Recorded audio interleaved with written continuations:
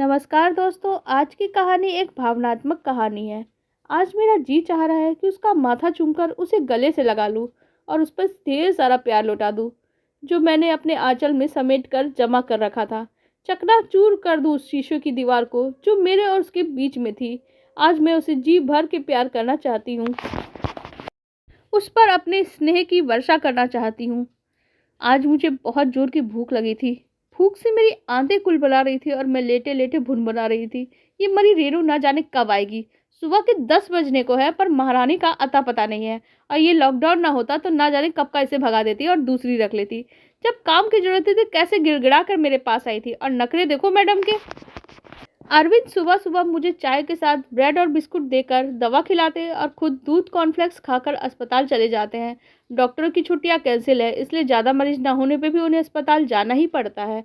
मैं 1.5 महीने से टाइफाइड के कारण बिस्तर पे पड़ी हूँ। ढेर सारा काम रेनू ही देखती है और मैं इतनी कमज़ोर हो गई हूँ कि उठकर अपने काम करने की हिम्मत भी नहीं होती। पड़े पड़े ना जाने कैसे कैसे ख्याल मन में आ रहे थे। तभी सुहानी की मधुर आवाज़ मेरे कानों में पड़ी। माँ, आप जाग रही हैं क्या? मैं आपके लिए चाय बना लाऊं? मैंने कहा नहीं, चाय और दवा तो तेरे पापा देकर गए हैं, पर बहुत जोर की भूख लगी है। रेनू भी ना जाने कब आएगी, कितना भी डांट लो कोई असर नहीं होता। सुहानी बोली, माँ आप उस पर चिल्लाना न मत, आपकी तबीयत और भी ज़्यादा खराब हो जाएगी। उसने टीवी ऑन करके लाइट म्यूजिक चला दिया। मैं गाने सुनकर ध्यान बटाने की कोशिश करने लगी। थोड़ी देर में सुहानी एक प्लेट में पोहा और चाय लेकर मेरे पास खड़ी थी और मैं हैरानी से उसे देखकर बोली, अरे ये क्या किया तुमने? अभी रेनू आकर बनाती ना। सुहानी ने बड़े धीमे से कहा, माँ आपको भूख लगी थी इसलिए सोचा मैं ही कुछ बना देती हूँ। मेरा पेट सच में भूख के कारण पीठ से चिपका जा रहा था, इसलिए मैं प्लेट उसके हाथ से लेकर चुपचाप पोहा खाने लगी। उसने मुझसे पूछा, माँ पोहा ठीक से बना है ना? नमक थोड़ा कम था पर मैं मुस्कुराकर बोली, हाँ बहुत अच्छा बना है। तुमने कब बनाना सीखा? यह सुनकर उसकी आंखों में जो संतोष और खुशी की चमक मुझे दिखी वो मेरे मन को छू गई। मैं जब से बीमार पड़ी हूँ मेरे पति और बच्चों से भी ज़्यादा मेरा ध्यान सुहानी रखती है। मेरे कुछ बोलने से पहले ही वो समझ जाती है कि मुझे क्या चाहिए। मुझे याद आने लगा वो दिन जब मेरे देवर देवरानी अपनी नन्ही सी बिटिया के साथ शॉपिंग करके लौट रहे थे। सामने से आती एक तेज रफ्तार कार ने उनकी कार को टक्कर मार दी और वो दोनों बहुत बुरी तरह से घायल हो गए। देवर ने तो अस्पताल ले जाते समय रास्ते में ही दम तोड़ दिया था और देवरानी 1 हफ्ते तक अस्पताल में जिंदगी और मौत से जूझने के बाद भगवान को प्यारी हो गई। अस्पताल में अर्ध चैतन्य अवस्था में देवरानी ने नन्ही सी सलोनी का हाथ अरविंद के हाथों में थमाते हुए कातर निगाहों से देखा और फफक के वो रो पड़े। उनकी मृत्यु के बाद लखनऊ में उनके घर, ऑफिस, फंड, ग्रेजुटी वगैरह के तमाम झमेलों का निपटारा करने के लिए लगभग 2 महीने तक अरविंद को लखनऊ में काफ़ी भाग दौड़ करनी पड़ी।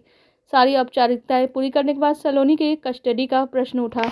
देवरानी का मायका रायबरेली में 3 भाइयों, माता पिता का सम्मिलित परिवार और व्यवसाय था।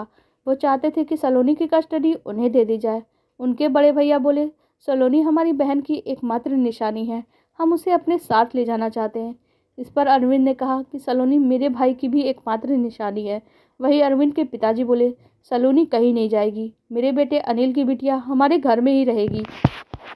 इस पर देवरानी का छोटा भाई बिगड़ कर बोला, मैं अपनी भांजी का हक किसी को नहीं मारने दूंगा। आप लोग मेरे बहन बहनों की सारी संपत्ति पे कब्जा करना चाहते हैं, इसलिए सलोनी को अपने पास रखना चाहते हैं। इस विषय पे अरविंद और माँ बाबूजी की उनसे बहुत ज़्यादा बहस हुई। अरविंद और बाबूजी जानते थे कि उन लोगों की नज़र मेरे देवर के लखनऊ वाले मकान और रुपयों पर से भी थी। सलोनी के नाना नानी बहुत बुजुर्ग थे, वो लोग उसकी देखभाल करने के लिए सक्षम नहीं थे। अंत में अरविंद ने सबको बैठाकर निर्णय लिया कि अम्मा बाबूजी बहुत बुजुर्ग हैं और गांव में सलोनी की पढ़ाई लिखाई का उचित इंतजाम नहीं हो सकता, इसलिए सलोनी मेरे साथ रहेगी। अनिल का लखनऊ वाला मकान सलोनी के नाम कर दिया गया और उसे किराए पे उठा दिया जाएगा। उस पर जो भी किराया आएगा उसे सलोनी के अकाउंट में जमा कर दिया जाएगा। अनिल के ऑफिस से मिला फंड वगैरह का रुपया भी सलोनी के नाम से फिक्स कर दिया जाएगा, जो उसकी पढ़ाई लिखाई और शादी विवाह में खर्च होगा। अरविंद के इस फैसले से मैं सहम गई। उस समय तो कुछ कह नहीं पाई, पर अपने 2 छोटे बच्चों के साथ एक और बच्चे की जिम्मेदारी उठाने के लिए मैं बिल्कुल तैयार नहीं थी। अभी जिस सहानुभूति के साथ मैं उसकी देखभाल कर रही थी वो पता नहीं कहाँ विलुप्त होने लग गई थी।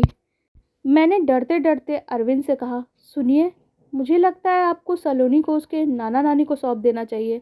नाना नानी और मामा के बच्चों के साथ वो ज़्यादा खुश रहेगी। अरविंद शायद मेरी मंशा भाप गए और मेरे कंधे पर सिर रख के रो पड़े। कातर नज़रों से मेरी तरफ रोते हुए बोले, रंजू, अनिल मेरा इकलौता भाई था। वह मुझे इस तरह से छोड़कर जाएगा, कभी सपने में भी नहीं सोचा था। सलोनी मेरे पास रहेगी तो मुझे लगेगा मेरा भाई मेरे पास है। मैंने पहली बार जीवन में इतना मायूस और लाचार उन्हें देखा था। वो बच्चों की तरह बिलख रहे थे और बोले, रंजू, मेरे माता पिता और सलोनी को तुम्हें ही संभालना है। उनको इतना व्यथित देख के मैंने चुपचाप नियति को स्वीकार कर लिया। बाबूजी इस गम को ज़्यादा दिन नहीं सह पाए। हार्ट के तो पेशेंट थे ही। महीने भर के अंदर ही दिल का दौरा पड़ने से परलोक सिधार गए। बाबूजी के जाने के बाद अम्मा तो अपनी सुध-बुद्धि खो बैठी। ना खाने का होश रहता, ना नहाने धोने का। जो अम्मा हर समय अब पूजा पाठ पहले करती थी, अब आरती का दिया तक नहीं जलाती। और वो कहती, बहू, अब कोनों पे भगवान भरोसा नहीं बाटे। का ही फायदा इस पूजा पाठ का, ये सब दिखावा का रहे। अब उन्हें कोई भी समझाना, कुछ भी समझाना, कोई फायदा नहीं नजर आता। वो अंदर ही अंदर घुटती जा रही थी, घुलती जा रही थी। और 1 बरस के बाद वो भी इस दुनिया को छोड़कर चली गई। अरविंद अपने काम में बहुत व्यस्त रहने लगे। सामान्य होने में उन्हें 2-3 साल का और समय लग गया। नन्ही सलोनी मुझे घर में सदैव अवांछित सदस्य की तरह लगती। उसके सामने ना जाने मैं क्यों अपने बच्चों को खुलकर ना तो दुलार कर पाती, ना ही खुल के गले लगा पाती। मैं अपने बच्चों के साथ साथ उसे भी तैयार कर स्कूल भेजती, उसकी सारी ज़रूरतों का ध्यान रखती, पर गले लगाकर कभी उसे दुलार नहीं कर पाती। समय कब हथेलियों से सरक के चुपके चुपके पंख लगा के उड़ जाता है, इसका हमें एहसास भी नहीं होता। कब तीनों बच्चे बड़े हो गए, कब मैं सलोनी की बड़ी माँ से सिर्फ माँ हो गई, मुझे खुद भी पता नहीं चला। मैं उसे कुछ भी नहीं कहती थी, पर सुमित और स्मिता को जो मैं इंस्ट्रक्शन देती वो चुपचाप उन्हें फॉलो करती। उन दोनों को तो मुझे होमवर्क करने, दूध पीने और खाने के लिए टोकना पड़ता, पर सलोनी अपना सारा काम समय से करती थी। मुझे पेंटिंग्स बनाने का बड़ा शौक था। घर की जिम्मेदारियों की वजह से मैं कभी अपने शौक को आगे नहीं बढ़ा पाई, पर बच्चों के प्रोजेक्ट में जब तब साड़ियों, कुर्तों और कपड़ों के बैग वगैरह पर अपना हुनर आजमा लिया करती थी। जब भी मैं कुछ इस तरह का काम करती तो सुहानी भी अपनी ड्राइंग बुक और कलर्स के साथ मेरे पास आकर बैठ जाती और अपनी कल्पनाओं को रंग देने का प्रयास करती। यदि कुछ समझ में नहीं आता तो बड़ी मासूमियत से पूछती, बड़ी माँ, इस पर ये वाला रंग करूँ या वो वाला रंग ज़्यादा अच्छा लगेगा। उसकी कला तो दिन ब दिन निखरती चली गई। विद्यालय की ओर से सभी प्रतियोगिताओं के लिए उसे भेजा जाने लगा। हर प्रतियोगिता में उसे कोई ना कोई पुरस्कार जरूर मिलता। पढ़ाई में भी अव्वल सलोनी सभी शिक्षक शिक्षिकाओं की लाडली बन गई थी। जब कभी सुमित, स्मिता और सुहानी तीनों आपस में झगड़ा करते तो सुहानी समझदारी दिखाते हुए उनसे समझौता कर लेती। मैं बच्चों के खेल और लड़ाई के बीच में कोई दखल अंदाजी नहीं करती।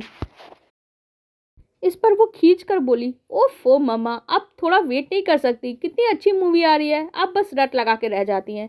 इस पर सुहानी ने उठकर चुपचाप मेरे लिए पानी गर्म कर दिया। मेरी खिसियाई सी शक्ल देखकर वो बोली, माँ, क्या आपका सिर दर्द हो रहा है? लाइए मैं दवा देती हूँ। मैंने मना कर दिया। सुमित बीच बीच में आकर मुझसे पूछ जाता, माँ, आपने दवा ली, कुछ खाया कि नहीं, वगैरह वगैरह। स्मिता भी अपने तरीके से मेरा ध्यान रखती है और अरविंद भी, किंतु सलोनी के तो उसको जैसे ध्यान में ही मैं रहती हूँ। आज मुझे आत्मग्लानि महसूस हो रही है। 11वीं कक्षा में पढ़ने वाली सलोनी कितनी समझदार है। मैं सदैव उसे घर में अवांछित सदस्य ही मानती थी, कभी मन से उसे बेटी नहीं मान पाई। लेकिन वह मासूम सी मेरी थोड़ी सी देखभाल के बदले मुझे अपना सब कुछ मान बैठी। कितने गहरे मन के तार उसने मुझसे जोड़ लिए थे।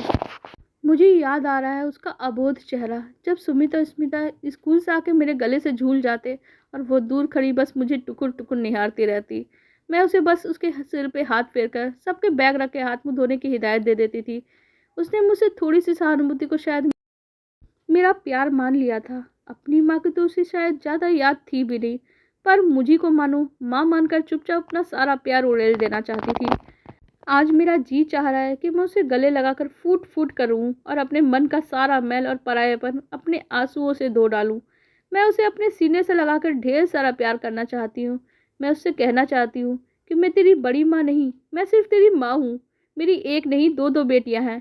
मैं और अपने सलोनी के बीच जो कांच की दीवार है मैंने खड़ी कर रखी थी, आज भरभरा के तोड़ देना चाहती हूँ। वो टूट चुकी होगी। सलोनी, मेरी गुड़िया, मेरी बच्ची, मुझे माफ़ कर दो।